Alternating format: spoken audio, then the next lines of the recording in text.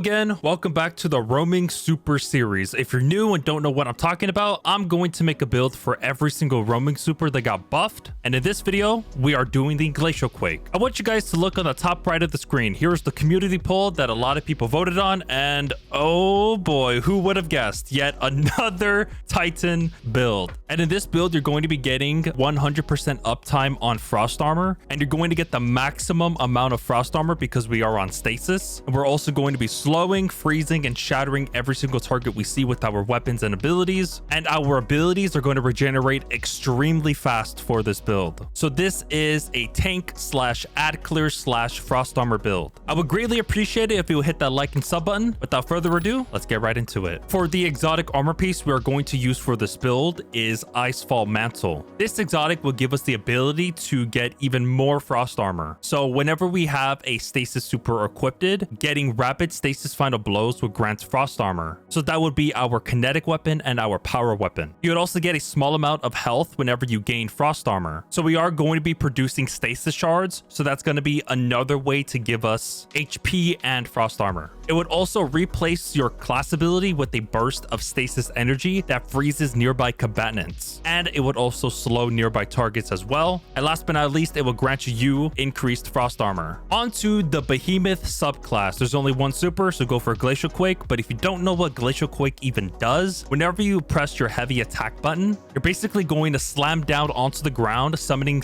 tons of Stasis crystals that would also freeze targets whenever they're near those Stasis crystals. And whenever you use your light attack, you're basically using the basic melee for this build, but it's going to be enhanced even further, dealing bonus damage. And whenever you sprint through your crystals or frozen targets, it will shatter them instantly. So you're basically like a bulldozer just running everything over. Let's head to the abilities. For the class ability, it doesn't really matter what you put, because for the exotic armor piece, it's going to override your cooldown for your class ability onto Towering Barricade, so it doesn't really matter what you're using. Onto the Stasis melee. I didn't really know the Stasis melee got a buff, but the people over in chat, aka I stream over on Twitch and Kick, if you guys like to check that out, it will be in the description. But besides that, I didn't know that whenever you were to hit a target with your Shiver Strike, it would actually give you a delayed Stasis explosive that would basically freeze that target if that target doesn't die. Let's head to the Stasis Grenade. I would recommend going for Glacier Grenade just to tie it to the seasonal artifacts, but if you don't really care about that, you can go for Cold Snap Grenade. Either of the two would work, but for me in the gameplay, I'm using Glacier Grenade. It's basically like a stasis wall, but on your grenade. Onto the aspects. For the first one, go for Diamond Lance. If we were to shatter or defeat targets with our stasis abilities or weapons, it would create a Stasis Lance. So we are going to be doing all of those three things. And also, if you were to hit the target with the light attack of Diamond Lance, it would freeze them on impact. Or if you were to use your heavy attack on the Diamond Lance, it would slam you onto the ground that would freeze nearby targets in a small area, and it would also grant you Frost Armor. For the next aspect, go for Tectonic Harvest. This is the main aspect you're going to want to put, because here's what it does. Whenever we were to shatter a Stasis Crystal or a frozen target, it will create a Stasis Shard. These shards will grant melee energy whenever you pick it up by you or your allies. The best part is right here. While Tectonic Harvest is equipped,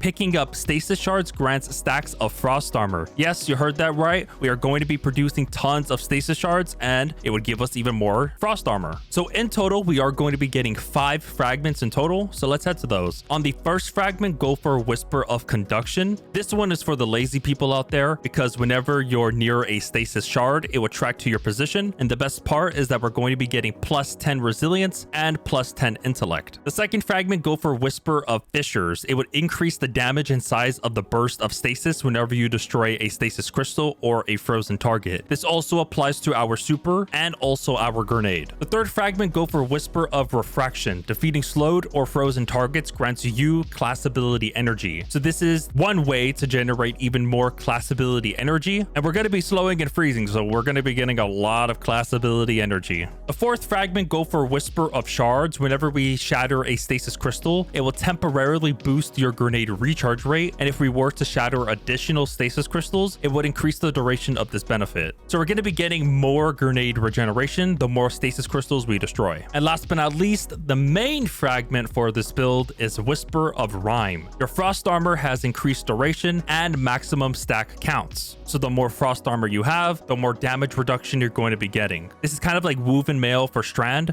but they actually implemented the same type of thing, but on Stasis, which is frost armor. It's much less than woven mail, but beggars can be choosers. We got damage reduction on Stasis. All right, let's head to the weapons. On your kinetic weapon, you can choose any Stasis weapon you'd like, but for me, I really wanted to try out this Stasis grenade launcher called the LITURGY. A lot of people are really sleeping on this grenade launcher, and the best part about this grenade launcher is that you can get it from the battle pass. This is extremely broken because of the third column called Slideways. Sliding partially reloads this weapon's magazine and temporarily boosts handling and stability. So this perk will allow us to shoot, slide, shoot, slide, shoot, slide as much times as we want. And to make this grenade launcher even more overpowered, on the fourth column, go for Chill Clip. Direct hits with the top half of the magazine will cause a detonation that slows nearby targets. So this perk will be able to stun Overload and Unstoppable champions. So if you have those two perk columns combined, you're going to be slowing and freezing everything around you. Shoot, slide, shoot, slide, shoot, slide. And it would only take 2 shots to freeze the target. And if you want to shatter it, it will take an additional 3rd shot. And on the second column, it comes with blinding grenades, but I don't know why they changed it. And it's actually called the disorienting grenades. But this perk will basically blind every target that it would hit. You don't really have to hit it. You can just shoot it nearby the target with the projectile. It will still get blinded no matter what. And if you guys are wondering where you can get it, you would have to be level 131 in order for you to claim this grenade launcher. Onto the origin trait. This one is called the Dark Ether Reaper. Final blows with this weapon will periodically spawn a Dark Ether charge. Charges can be detonated early with weapon fire or by just running into them. Doing so will refill this weapon from reserves. And we also have the seasonal artifact called Enhanced Ether Generator. So instead of pooping out 1 ether orb, it's going to poop out 2 ether orbs. Oh my god. For the weapon mod, go for Stun Loader. Whenever we stun a champion, it would partially refill this weapon from reserves. What's really cool about the energy weapon is that you can choose any primary energy weapon you like. But for me, I got lucky enough to get this Arc Auto Rifle that comes with Strategist and Jolting Feedback. If you don't know what Strategist does, whenever you get final blows with this weapon, it will generate class ability energy. And whenever you activate your class ability, it would briefly improve this weapon stability. And on the 4th column, be sure to go for Jolting Feedback. Dealing repeated damage with this weapon will inflict a jolt. And while you're amplified, jolt is applied faster. So you can be able to get amplified for this auto rifle. If you want to get amplified, you would have to rapidly defeat targets with arc damage. For the origin trait, go for Braid Legacy. Damage with this weapon generates a small amount of ability energy for the one closest to a full charge. And for your weapon mod, I would recommend going for Synergy. Final blows with this weapon will have a chance to create an elemental pickup, matching its damage type. So this is an arc auto rifle. So this will have a chance to produce an Ionic Trace. And whenever you pick up an Ionic Trace, it would give you ability energy. So that will be your grenade, your melee, and your class ability. Let's head to the power weapon. This is an exotic glaive called the WINTERBITE. This thing is extremely good when it comes to ad clear, and here's what it does. The intrinsic trait is called the Big Frigid Glaive. Fires a large ball of energy that locks onto nearby targets and freezes them. So this thing would freeze them, which would also activate Whisper of Refraction, which would give us even more class ability energy.